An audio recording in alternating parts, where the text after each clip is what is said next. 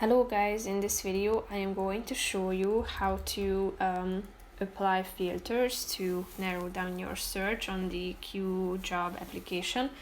But first I just want to mention, don't forget to subscribe to my channel, because at 10,000 subscribers I am going to show you my whole YouTube revenue statistics and growth strategy, how to make money online. Now let's jump into it. First of all, open the application on your phone.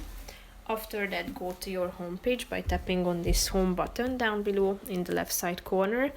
After that, you can select from two options at the top, either tasks or list of specialists. Search by task, so tap on this search bar and type in a keyword. Tap on search, and if you would like to narrow down your search, just tap on this filter button next to the next to the search bar, and you can access to your location, and you can also select to search within, and here you can select the location radius on this slide. You can also set the a price range, so the budget. You can tap on this show button down below to search for the services or tasks, so tap on the relevant one that you are interested in and get to know to the